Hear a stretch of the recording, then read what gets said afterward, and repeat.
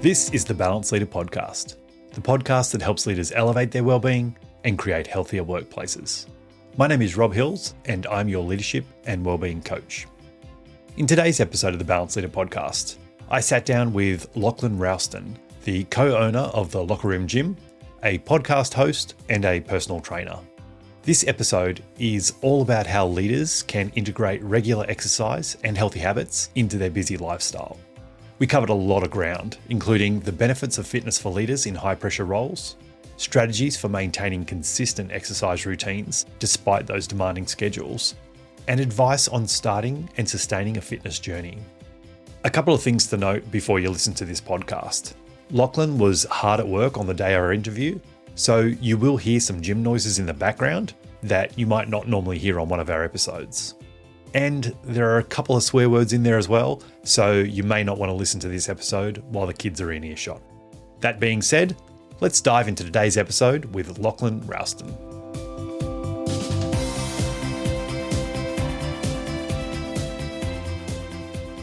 Welcome, Lockie, to the Balance Leader Podcast. Thanks so much for joining us today. No worries, Rob. Good to be on. Lockie, why don't you start by telling us a little bit about yourself and what it is you do? Sure. Yeah. So, I would say if people say, what do you do? I would say I'm a fitness entrepreneur, even though I don't like the word entrepreneur. That is, I think, what I identify with most, because I'm less good at running the day-to-day business, and I'm much better at starting businesses and being creative. And I have to tame that part of myself that always wants to come up with new things and exciting things and try and stay focused on the things that are working. And so 10 years ago, I opened my first gym at 21. It was a CrossFit gym. We bought into it an existing brand. 3 business partners bought in with 2 business partners, 5 business partners in one gym. Doesn't work. So slowly dissolved that set up over the course of 12 months. And then after that 12 months, opened under the same brand 2 more gyms. So for about 7 years, we ran 3 locations. They were crew fitness gyms. They started as CrossFit gyms. They ended up becoming more kind of what we see today, which is a bit of a mix between CrossFit and F45, so kind of hybrid strength and conditioning model. So did that for 7 years, sold that brand in 2020, started the sale in 2019, sold it in 2020, and that kind of paved the runway for what I'm doing now, which is Lockeroom, which is a private gym for business executives. We started our first location, opened the doors March 2021 after a year in lockdown, just sitting on our hands. And then we opened the second location in September last year, so that'd be 2023. And yeah, it's going really well so far. So that was kind of most of my day-to-day. And then my sort of, I wouldn't call it my side hustle, but the business that we did on the side was the Mind Muscle Project podcast, which clocked 10 years this year. And we actually we put an indefinite hold on it this year after 10 years. So yeah, that was an incredible journey. We did 4 overseas tours, which was interviewing people all over the world face to face. Wow. Yeah. 3 trips in America, 1 in Dubai. We had loads of domestic travel. I got to meet all my fitness industry heroes. Yeah. I got the privilege to get invited to all sorts of networking events and parties and meet all these brands. And, I just kind of lived the podcast dream, which was cool.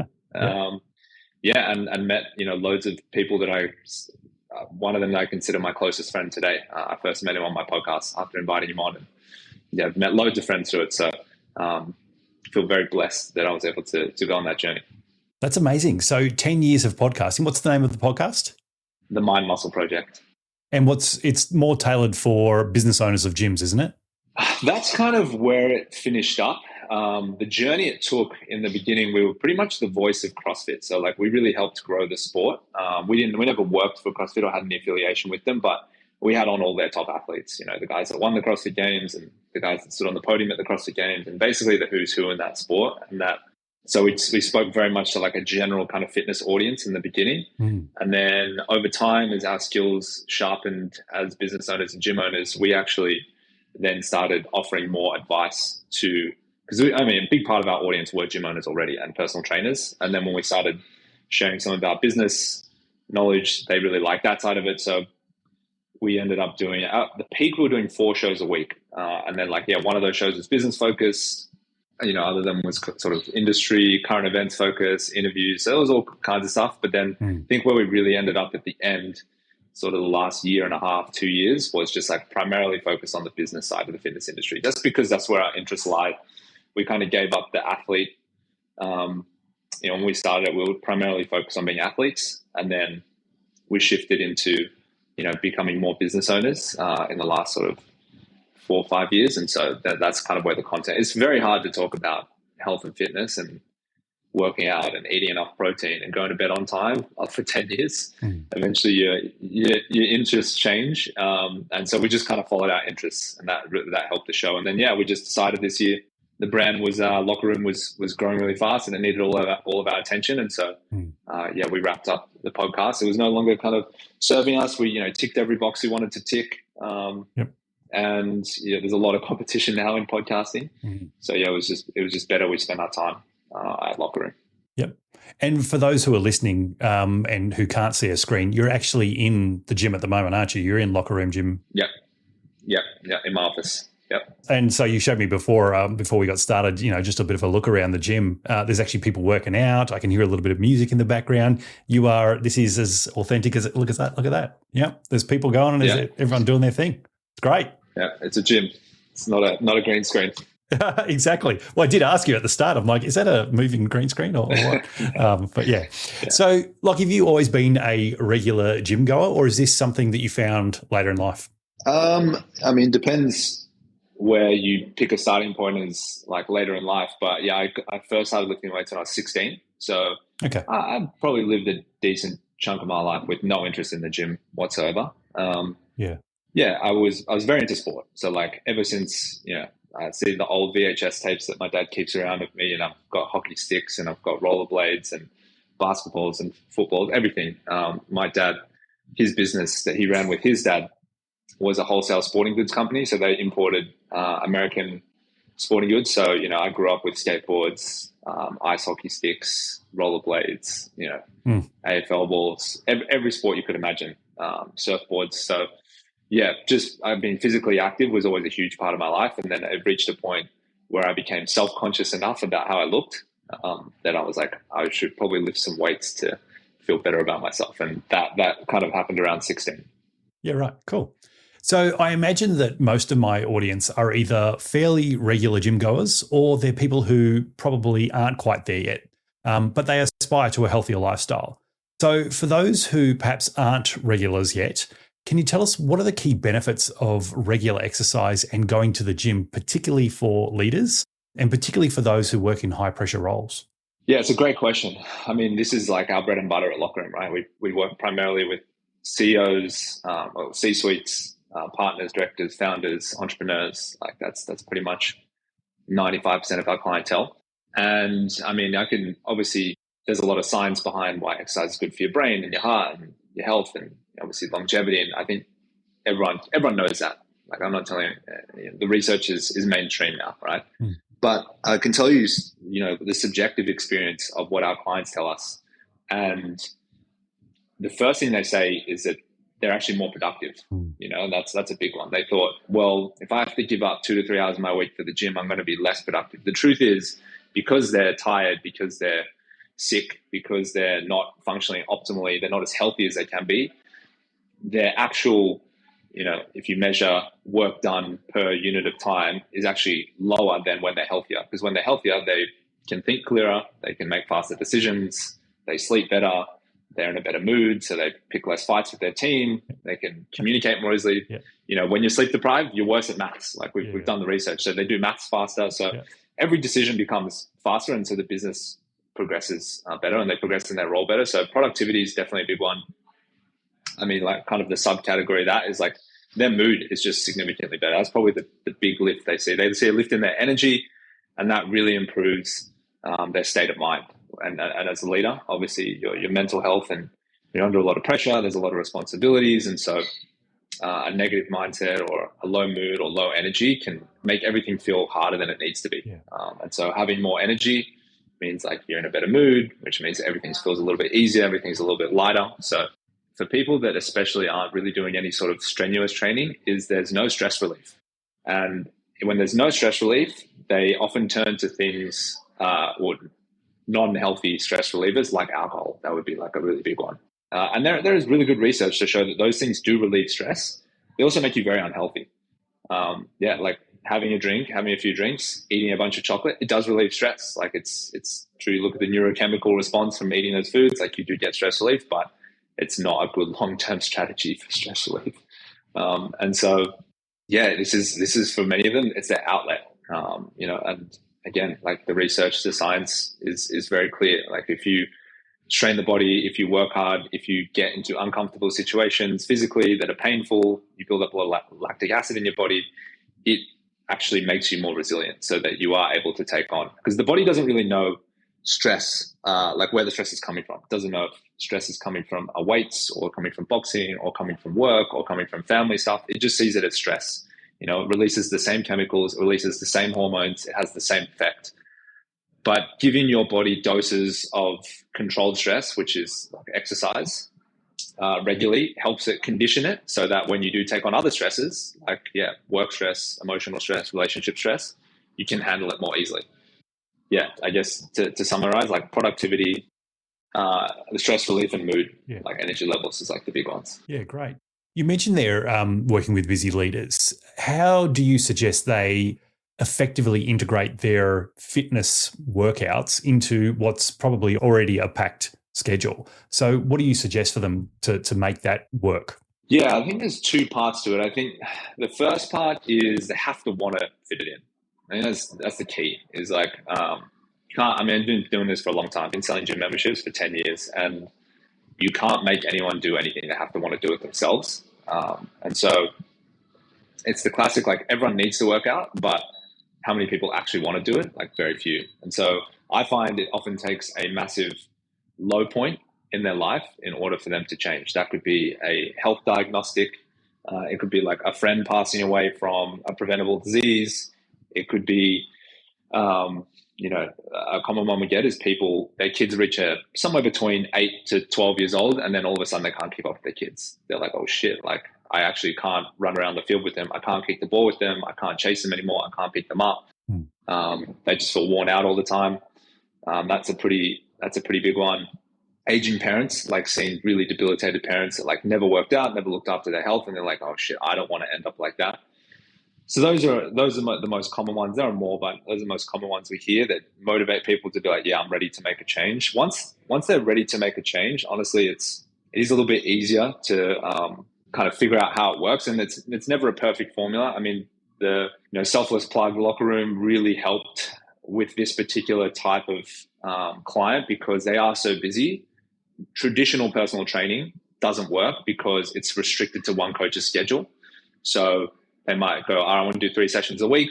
And that coach goes, well, if they're any good as well, they've got a full book of clients. They go, okay, I can fit you in on a Wednesday at 4 p.m., a Friday at 6 a.m., and then a Saturday at midday. They're like, well, only one of those times work for me. And so they kind of struggle to fit the other times in. It's a bit rigid. They can't move it around. Whereas we built like an operational system that's basically PT on demand. They can book PTs whenever they want. That kind of fits their schedule. But putting that part aside, I think just integrating that into their life, our general advice is like, hey, you need to treat this like a work appointment. Anyone that can affect your diary needs to know that this is now a new thing in your diary that you do not book over. And then once they treat it like a work appointment, you get kind of that through that first 1 to 2 months and they build the habit. They see some results, they get some momentum. From there, it's pretty easy to keep them, or it's pretty easy for them to slowly make those changes. And it's good. It's important for them to know not to rush these things, right? Like you've got till the end of your life. For most people, that's the next 30, 40 years, to kind of find something that works here. Yeah. And so really it's about a sustainable approach. Like, yes, some short-term results are good because you get buy-in, but ultimately once we're through that, it's like, okay, how do we sustain this? And I think that that's the massive issue with my industry, not even just for executives, is that people are choosing training programs that are unsustainable. And therefore it just takes the smallest thing to derail them and they just go, oh, it's too hard. I can't do it. One injury, I'll just give up everything. Yeah, it's like helping people navigate the formula that's going to work best for them, which is sustainability over the long term. Yeah. So for those new to exercise, the first step is the motivation to change. So once they've got the motivation to change, they realize they want to do something. Step 2 is to treat it like a work appointment. Let's get a little bit tactical. What do you recommend they do? Is it a mix of cardio and weights, or do you get them to start really small? I mean, starting small, you've sort of already answered that already. What's the best approach? Yeah, awesome. Another great question. So basically, here's something you definitely shouldn't do. If you're in your 40s, if you're in your 50s and 40s and older, and you're starting exercise, even late 30s, don't go to a gym where everyone's in their 20s, because very likely that gym, the programming that's designed for that gym, or a trainer that's working primarily with young people, it's not going to be appropriate for you. It's going to be too difficult. Like when you're 20, I think someone said it once, is like, you can eat Tupperware. Yeah. You know, like you're so resilient that like you can kind of do anything, and it all works, you know? And I think that, you know, everyone wants to be young and feel young again. So they go, okay, I'm a little bit older, but I want to go to that gym with all the hot people and be fit because, you know, that's what I want to do. Bad decision. Yeah. That's like a fast track to injuries, burnout, overtraining. Just totally inappropriate. And I think a lot of people, at least I've spoken to as well, they've either had that experience where they've gone to a gym where it's like, oh, wow, this is just the wrong exercise program for me. Or they've had a friend or someone else do it and be like, oh, that was horrible. And they're like, oh, yeah, I don't want anything to do with that. So I think, when you're in your 40s, if you're carrying any sort of chronic pain or injuries, or you're very inexperienced, you do need a personal, you do need a coach. You need to work one-on-one with someone. Doesn't mean I know personal training is expensive, but doesn't mean you have to work with a PT forever, but you should for at least 6 months, just so you can learn how to do everything correctly. Because, you know, tweaking your back at 45 is a very different road to recovery than tweaking your back at 21. 21, it's like, you can probably train the next day. Just like have to move around it. At 45, it's like, I don't know if I'm going to make it to the end of the year. You know, it's like, it's a very different prospect. So injury, like the consequences of injury is a lot higher when you're older. So that's why learning things and doing it correctly under the guidance of a good coach is like more important.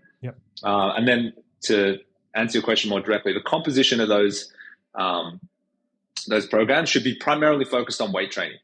The reason is because as we age, we start to lose muscle mass. And so you want to be doing weights we know that in older age, the most important health outcomes that we look for that are indicators of longevity is muscle mass, bone density, leg strength, and grip strength. So those 4 things. So if you have really good grip strength, if you have really good leg strength, if you have a high amount of muscle mass for your age, and you have high bone density, outside of diseases that are out of your control, like, you know, cancer or whatever that strike you down, in terms of preventable lifestyle diseases and quality of life, these are the most important things. These will give you the longest, happiest, best life. They'll keep your independence for as long as possible. Everyone knows people that are in their 60s, 70s that are no longer independent because they let these aspects of their life deteriorate. So primarily weight. So I'd say, like, if you're doing 3 sessions, 2 of those sessions should be weight training. And then you definitely do need cardio, but I would say a third of your training should be cardiovascular training. And that should be a mix of high intensity. So like really high heart rate, like lactic acid, that's that burning pain in your legs. Like that should be maybe once a fortnight, that kind of training. And then the rest of the cardio training should be that long, slow distance, like a long walk or a hike or like a slow jog or something like that. It's really good. And it's great. You know, maybe 20 years ago, 30 years ago, cardio was all that people focused on, particularly for those who didn't know about going to the gym and lifting weights. And some people were thinking, well, I don't want to lift weights because I'm going to bulk up. And we know anyone who's lifted weights for any period of time knows bulking does not happen easily. Like this is not something you just go in the gym and go, oh, look at me, I'm huge. So it's great to see that we're moving away and putting more focus on resistance training now. But as you said in the lead up, particularly for people who are in their 40s, 50s and 60s, this can lead to injuries if you're not doing it correctly. How important is it for people to pick exercises that work for them? And also thinking about the next sort of 20 to 30 years, how important is it to work on exercises that are going to maintain that longevity and their ability to move around and lift things up as they get older and older? Yeah, I think there's a little bit of a misconception on exercise selection. What I would say to that is that all exercises should be on the table to begin with, like every movement. Where a really good coach and programmer comes in is they select the exercises that, one, you enjoy the most. I think there's an element of not enjoying exercise that is like kind of unavoidable. Making that the smallest percentage possible is ideal because that's going to get buy-in. So doing exercise they like. If someone says, oh my God, I just hate doing bench press. You'd probably be a female client. Honestly, most guys wouldn't say that. Then maybe just don't do a lot of bench press. Like we'll find another pressing movement, like a push up or a shoulder press or something that's going to train that muscle group. Yep. So like enjoyment, I think, is a really big one, and something I think in my early part of my career, I just like really didn't give enough credit to. It was just like, I'm the expert. I know what's best for you. Just do it and shut up. And that's not a great formula. Like you want to give, and people need variety, right? Like we know we need novelty to stay engaged in things. So making sure that enjoyment's a big factor. The second part would be like you want balance in your program, right? You've got the classic saying like beach weights or mirror muscles. Like people just try, train what they can see in the mirror. Yep. It's very important that you train all your muscle groups fairly evenly. So your back muscles, the muscles you can't see, like your hamstrings, calves, glutes, upper back, lower back, all that stuff, your core, as well as the fun stuff, the arms, the legs, all that sort of stuff. So you want a nice balance. Obviously, again, this is where a good coach comes in. And then the third piece is just doing it with the appropriate intensity. And so what that means in sort of our language is ensuring that within each set, so say you're doing a set of 10, that set of 10 should be sufficiently difficult so that when you finish the set, you should have no more than 1 to 3 more reps in the tank. So if they finish the set of 10 and I ask, how many more do you think you could have done? Obviously, as the coach, knowing what the real answer is based off how difficult it was. If they say, oh, maybe 1 or 2 more, and that's true, then perfect. Like you've hit the right sweet spot, and I'll explain why that's important. But if they say, oh, maybe like another 5, 6, 7, 8, it wasn't hard enough. And that is honestly where a lot of people train. Yep. They train like they do just enough of a set that it's like, oh, that's pretty hard. But if they could do 5 to 6 to 7 to 10 more, it's not sufficient enough to actually create the response that you want, which is to build muscle mass, to get stronger, to strengthen the tendons and the ligaments. So you actually need to get that sweet spot of intensity, right? And again, that's where a great coach comes in, because it's like, hey, you can actually push harder here, and I'm gonna support you here and push you and prescribe the right weights. And yeah, everyone kind of gets caught in that middle zone, that 60 to 70% zone, where it's like, yeah, it's hard, it's good, but yeah, it worked in the beginning because I went from 0, like I had no base at all. And so I saw a little bit of progress, but then they kind of get stuck because they're not pushing themselves. They lift the same weights every single time with the same reps, and it's a little bit too easy. And it's actually not enough of a stimulus to get the body to adapt and change. Yep. And yeah, so yeah, that's the key. It's like, yeah, exercise selection is important, the balance between all the different body parts, and then the right intensities. What's the best way? I imagine if we're doing that progressive overload and we're starting to lift more and more, that we may be more prone to injury. So what's the best way to prevent injury in that case? Is it, do you do a couple of sets of warm up? Do you do some static stretching? Is it more dynamic stretching? What's the best way to begin? Rob, you got good questions. I really like your curiosity here. Thanks, mate. Yeah. No, definitely the right question to ask. Yeah. So you're right. As you get stronger, like you get stronger in a linear fashion for the first 2 years, and then it really starts to plateau. And that's when it becomes like, that's really where you need experts to help you, because like, for example, where I'm at, I've been weight training for 15 years. It's pretty hard for me to make progress these days. Like it's very incremental progress. For example, a beginner, they might start at 40 kilos on a bench press. They could finish up the year with good programming around 80. They could double the weight that they're on now. I even go up by 2% in a year on a lift. That would be huge. So if I can say bench 140 kilos, increasing that by 5 kilos would be like significant in a year. So it does really start to plateau, and that's okay, because once you start hitting those kind of upper echelons of strength, the risk to reward ratio starts to really become unfavorable, to kind of get that little bit of incremental progress. Because the weights are so heavy now, you do risk an injury. So there is a little bit of a point where it's like, okay, is it actually worth going from a 200 to a 220 kilo deadlift? Why? Like, why do we need to? That's the question we ask. So a lot of our clients will, as we train them, some of them have been with us for like 3 or 4 years now. They are very sufficiently strong in some areas. And it's like, cool, let's just do like different variations here to keep it interesting or whatever, but we don't need to get that much stronger, because now that risk to reward ratio is not really there anymore. We've kind of got most of the benefits. That muscle is like as strong as it needs to be. It's, and depending on what your goals are, it's as big as it needs to be. doing anything more here is just really for our ego, and it does risk injury. And for some people, look, that's to stay engaged in the program and to stay excited for training. It's worth chasing those extra 2, 3, 4, 5 kilos a year. And so we do it as long as they just understand the risk. So yeah, there is a point where, okay, it's probably not worth getting any stronger here. It's probably not worth it. It's just good to maintain this. Let's focus on some other areas now that aren't as strong, and let's build up those areas. Yeah, and I think that's great advice. And thank you for the compliment about the questions. I have all the questions because I've made all the mistakes. So I spent a year on the sidelines after getting tennis elbow and thinking, oh, I'll just keep pushing through. And that didn't work out so well. So some really good points there, particularly for those who are thinking about trying to keep on pushing. You know, if it is the bench press, like you said, males tend to want to do more and more bench pressing. But then perhaps it's reaching a point and saying, okay, maybe I've maxed out here, or for the time being, this is good enough. And let's focus on some other parts of the body that might benefit from building up. Yes, that's correct. Yeah, excellent.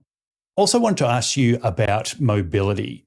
Again, as we get older, and I imagine you're seeing some older clients in your gym, particularly with the type of leaders you're working with or type of clients you're working with.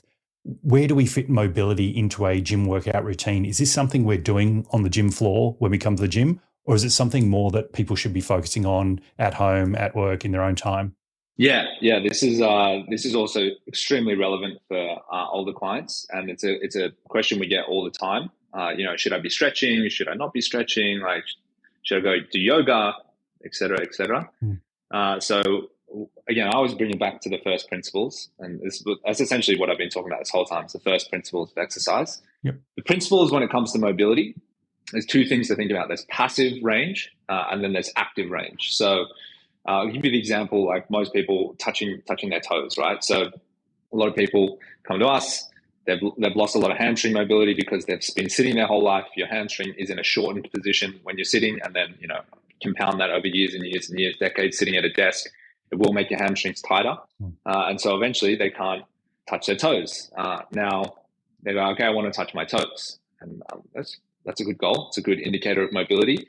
But there's two ways to go about it. There's the passive range. So how far you can get without load. So that would be, okay, if I stand up and I try and reach down as far as I can get, that's my passive range. And then there's your active range, which is like, how much load, how strong am I at that end range? And what you don't want to do is create a big disparity between your passive and your active range. The reason for that is because if you start to load up a very passive range, you risk injury. And that is what's really common with yogis. So people that get really good at yoga is primarily passive stretching. So it's just long holds, unloaded. So just with your body weight. And the problem with that is that, yes, you get really flexible, but you have no strength in those positions. So you might be at the bottom of a squat, but if I put some weight on your back, you can't stand up with the squat. And if you try to, what you do is you'd risk an injury. You'd hurt your back, you might hurt your knee, you might hurt your hip. And so the best thing you can do is have your active and your passive range increase together over time. So that, like, in the ranges that I've got, I'm super strong. And the best example of this in the entire world is gymnasts. Right? They're super flexible, but they're super strong, right? They can go into a middle splits, but they can hold their middle splits off the ground with a barbell over their head, right? They're strong in that position.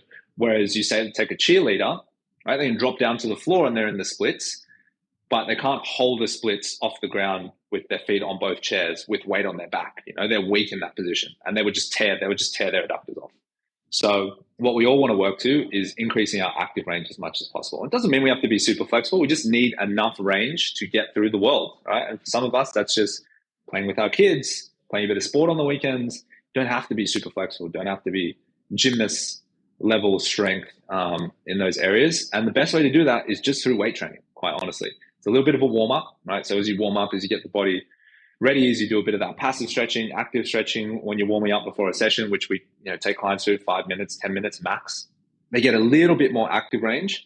And then the movements that we'll do in that session, so say we do some hip mobility and we warm up and it's like, oh yeah, my hips are feeling a little bit freer. Maybe they get 10 degrees more at the bottom of the squat, in their knees, their ankles, and their hips. And then we go train squats. What you're doing is you're actually now using that extra 10 degrees under load, and you're strengthening that area. And then you just keep compounding that over time. And what you'll find is that our clients, they started their squat could only maybe just above the hips, and by the end, they're almost at the bottom. And that's because they've warmed up, they've given themselves a little bit more passive range, and then they've gone and they've done strength training to teach their brain to control that range and get strong in that range. So that's the basic formula. Any good coach, any good programmer kind of knows that, and that will help increase mobility over time.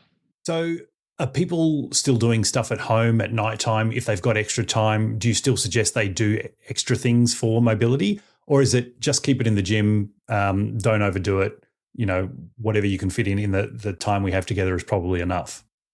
So any passive range that you create in a short time frame, you're generally going to lose it within 20 minutes after you cool down. Doesn't mean there's no benefit of doing some stretching at home. It's just that you won't really increase your mobility over time, not to any effective degree, unless you're doing some hardcore stretching routines like an hour, 30 minutes to an hour. But most people that will do stretching at home, I'd say the main benefit is it's very good at what they call, so your autonomic nervous system has a sympathetic and a parasympathetic state, so fight or flight, like when we're in the gym, and then parasympathetic rest and digest, where we're like relaxed, we're recovering. And stretching is a really good way to get into the parasympathetic state. So for people that maybe have a hard time sleeping or they have a hard time winding down, stretching is a really good way, a really good routine to help induce that kind of relaxed state. I think it's called vinyasa yoga, where it's just all about long stretches and breathing and that sort of stuff. That's really good for relaxing the body, really good for recovery, not great for long-term increases in range of motion. So yeah, definitely some benefits, but probably not the benefits that everyone's thinking. Yeah, right. So with leaders, what do you ask them to do in the workplace that sets them up for success in the gym? So you mentioned one thing before about we're sitting too long, and anyone who works longer than an 8-hour day is going to probably, in an office environment, is probably going to be sitting for most of that. Do you ask that they get up every hour? Do you ask that they work from a standing desk? What's some of the best advice you have for people there? Yeah, so we coach everyone on step count. So activity levels is just another word for steps. We track steps as best we can through their phone, through their wearables. And so anything that's going to really just increase step count, that might be walking meetings, that might be walking phone calls, that might be walking lunch break, that might be a dedicated walk each night or each morning, somehow building more steps into their routine is basically the most important thing. Because if you do a good weight training session, you hit some cardio, but then you go and sit and you clock 5,000 steps for the day, you're going to not be as healthy as you could be, which is, a great example for most people is lots of people didn't go to the gym in COVID, in lockdowns, but they started walking every day because they wanted to get outside. So they added 2 hours of walking into their routine and they lost weight. Yeah. So activity levels is a great way to manage weight and to lose weight. Yeah, one of the best things people can do is get outside, get their steps up. And then outside of that, I think that would honestly be the main thing in terms of movement. But then there's obviously all the nutritional stuff that we recommend as well on top of that. Yeah, cool. And what advice do you have for leaders who travel frequently and sometimes struggle to maintain their fitness routine because they can't get into they can't go to the same gym every day, but they're, on the road a couple of days every week? What advice do you have for those sort of people? Yeah, this is definitely the hardest obstacle for us to overcome. And so the system that we use, which is not like anything unique, is we encourage people to always book, if they're staying at hotels, book hotels with a gym. Yep. So that we can still use our programming and our training app to get them, for them to still stay on their fitness routine. We take the mindset of like, hey, when you're traveling, when you're on the road, this is like more about maintenance. So it's about, you don't have to do the killer routine that you do with us in the gym. Let's do an abbreviated short version of it. It's just so you keep your routine and not feel like you're losing ground. It's not a great time to make progress, but it's a really good time to just maintain where we're at. So that's the first thing is like, that mindset, just like focus on maintenance, right? Focus on keeping the routine. If you don't have access to the gym and people like traveling a lot on the road, I just say like, get the step count up as best you can. Yeah. Like if you can add steps into the morning walk, get up early, do some steps. If you're like driving around in the car all day, there's going to be opportunities at night or when you finish for the day to just keep your step count up. That's really the main thing. And then obviously, again, all the nutrition stuff. When it comes to flights, especially people that are crossing time zones regularly, no alcohol on the flight. There's like a lot of research to show that alcohol's effects on your blood chemistry in the air is significantly worse than it is when you're not 40,000 feet in the air. So no alcohol during the flight, and then no alcohol 24 hours after landing in a new time zone. That just really cripples the immune system, and it just drags jet lag out significantly longer than it needs to. So that's like our 80-20 when people are flying. In your experience, how do you help leaders and anyone really stay motivated and consistent with their fitness routines? Yeah, motivation. My perspective on motivation is that it's an emotion, and like if you rely on emotions to keep you in a routine, you're going to find that routine is very difficult to maintain because it's so fleeting. Like anger is an emotion, sadness is an emotion, happiness is an emotion. They're all emotions that are very hard to sustain. And so we look to encourage discipline, encourage routine, encourage daily activities that we do, things that we can tick off that are very practical, very tactical, that ensure that we stay on track to our goals, which could be cool. Every day you wake up, have half a liter of water. Every day in the morning, have your multivitamin, your greens powder, like track your steps every day, hit your step count. Those sorts of things you do regardless of how you feel, right? If you wake up and you've got a shitty sleep, you feel like crap, you still drink your water and you still get your steps, right? So that, and then I guess having that discipline, bleeds into everything. It's like I come to the gym regardless of how I feel. I do a session, I get my steps regardless of how I feel. And so if we always wait to feel good or to want to train or to feel really motivated, you just end up not having success over the long term. So not to discount motivation, it can be very helpful in certain periods, especially when starting. But over time, we're just telling clients, like, hey, this is just like a daily discipline, just like brushing your teeth, going to bed on time, drinking water, getting steps. These are just all habits that we just need to build. Yeah, and I'm the same. I have a morning routine, and gym usually happens for me in the morning because that's when my discipline is highest. I don't argue with myself. I just get up and I do it. Yeah. If I try and do it later in the day, for me, and I imagine everyone's different, if I try and do it later in the day, I've got 1,001 excuses. And all of a sudden it's like, oh, I'll just wait till tomorrow, or I'm too busy with the kids or whatever. So I think discipline is really important there to find how it works for you and then tailor your approach to that. Yeah, I like what you said there, because that is the most important thing, is like the better you understand yourself and what your preferences are, what works best for you, the faster you can get to your results. But I believe anyone could be a morning person, but if you just like held the belief for the last 2 decades that you're not a morning person and forcing yourself up, it's kind of like an uphill battle. Yeah. If you do prefer training at nights, don't feel like the only way to be successful is to train in the mornings. If you're better training at night, train at night. And then maybe you shift to a morning person at some point. But yeah, go with what works best for you and what you prefer. Like I prefer training at like either 11 o'clock or 2 p.m. Those are just the best times for me. And, trying to be that 5 a.m., 6 a.m. person, it's just not going to work for me, but it works for a lot of people. So yeah, I think understanding yourself, what you prefer is really a big part of this. Yeah, definitely. And again, if we want longevity and consistency, the best way to do that is to fit it around your schedule and when you feel at your peak, rather than trying to fit a square peg in a round hole. It's not going to work long term. Yeah, it's just, especially nowadays, everything's so performative. We look to our influencers and our fit people in our lives and the successful people, and we just try and emulate what they do. There's like nothing wrong with a bit of trial and error phase, but just because this guy does it doesn't mean it's going to be the best thing for you. I think that's that's like the cognitive dissonance we have sometimes. It's like we're just trying because this Navy SEAL did that. Like that's the key, because if I don't get up at 4 a.m. every day, like I've lost the morning. It's like, that works for him. It also works for a lot of other people. It might not work for you. Yeah, exactly. Yeah, totally. I imagine, Lockie, based on our conversation, that we've probably kicked a few more people over the line of like, okay, I want to try this gym thing. I want to give this a little bit of a go. I'm looking now forward down the track, sort of 6 months, 12 months. They've made those early gains. They're doing everything right, but they get to that point where they might start to plateau and they think maybe I just need to spend longer in the gym, or maybe I need to work harder. How real is the problem of overtraining, and how do you combat it? So overtraining is pretty much, I would say, like none of my clients are ever at risk of overtraining. Okay. So like symptoms of overtraining, if someone's like, no, I've definitely overtrained before, and I know what it's like, I would say if you have these symptoms, then you've overtrained. The first one is that you get sick very easily. So like, your immune system's like constantly suppressed.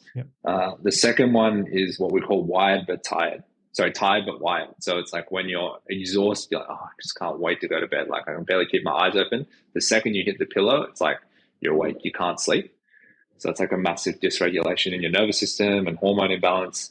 The third thing is like you get injured or you have injuries that can't heal. There's like constant injuries that just aren't getting better and you're getting more injuries.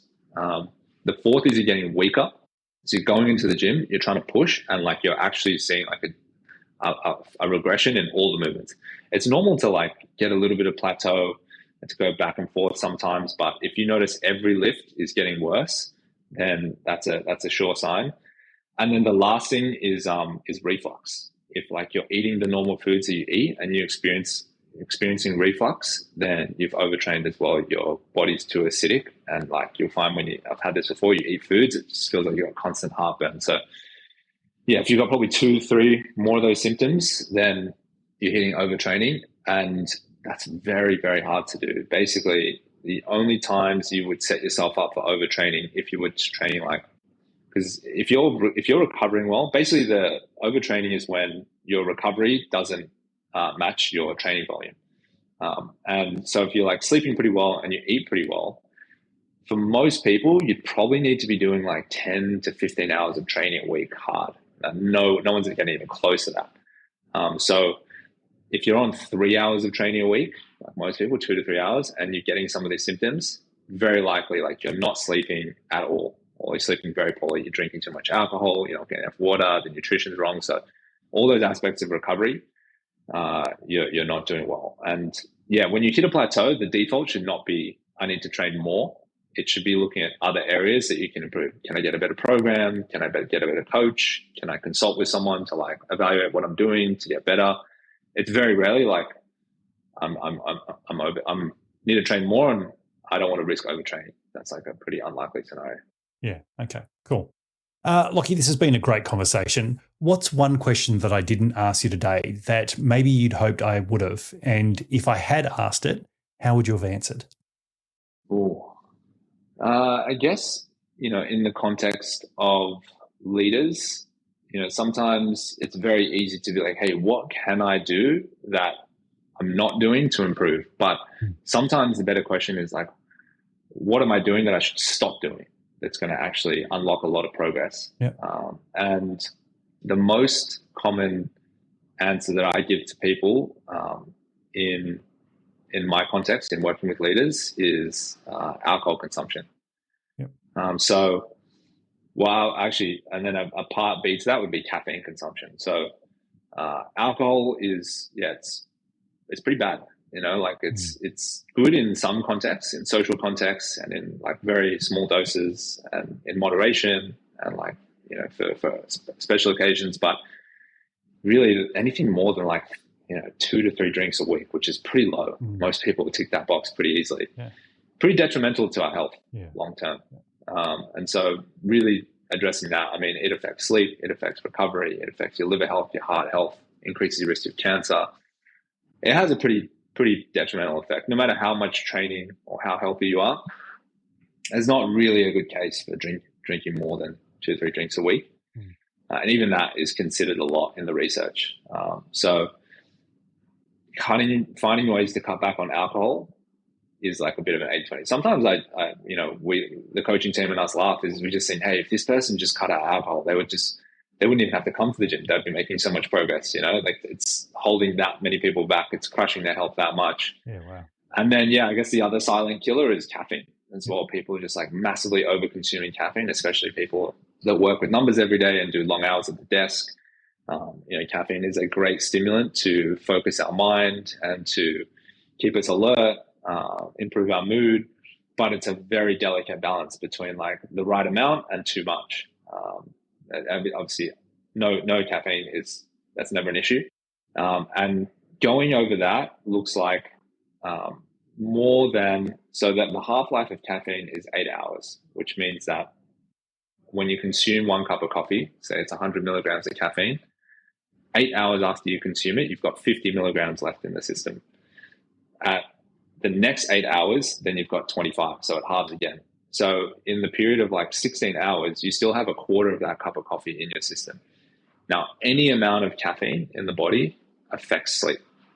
The sleep has 4 stages. Stage 1, 2, 3, 4. Caffeine disrupts and blocks stages 3 and 4. Stages 3 and 4 are essential for emotional regulation, for memory consolidation, for tissue repair, for fat loss, basically everything good that we want. At stage 2, stage 1, you're in like a nap. You're like kind of conscious of what's going on, like starting to drift away. But if someone makes a noise or someone says something to you, you'll wake up. At stage 2, you're completely unconscious. So caffeine doesn't really affect stage 2. So what people think when they drink coffee before they go to bed, or they drink caffeine in the afternoons or whatever, they go, oh, coffee doesn't affect my sleep. I sleep fine. I sleep through the whole night. You're completely unconscious at stage 2 though. So you don't know if you've gotten stage 3 and 4. So what happens is people are asleep, they're unconscious, but they're not getting stages 3 and 4. Now, if they do that over years and years and years, again, they don't get proper emotional regulation. They don't get tissue repair. They don't get stress relief. They don't get memory consolidation. They don't get skill consolidation. So they just basically stop improving as a human being. They get worse over time. And it's a very gradual process. And so, yeah, I would encourage anyone, no caffeine an hour after you wake up, no more than 1 or 2 shots of coffee a day, and make sure you cut yourself off 12 hours before you go to bed, 10 to 12 hours before you go to bed. Yeah. That makes a significant difference to people's quality of life. Thank you, Lockie, for coming on the show today. Thank you for keeping leaders fit and helping them become the best versions of themselves. If people want to connect more with you or find out more about what you do, or how to join up at Lockeroom, how can they do that? Yeah, so I'm most active on LinkedIn. So if you want to just add me on LinkedIn, Lachlan Rowston, be pretty easy to find. And then, yeah, if you want to look at the gym, it's lockeroomgym.com. But again, yeah, all that stuff's accessible through my LinkedIn. It's all linked up in all the websites there. So yeah, if you just want more health and fitness content, follow me there. I've also got a free 30-day blueprint for leaders and executives, like it's just a health blueprint, which is honestly just every single thing I've talked about in more detail as a daily email for 30 days. And we put thousands of people through that blueprint, and they all say it's really helped them. So again, if you just go on LinkedIn, I'm always posting about it, so you can get that for free. Yeah, fantastic. Thanks, Lockie. I really appreciate it. No worries. Thanks for having me on, Rob. Appreciate it.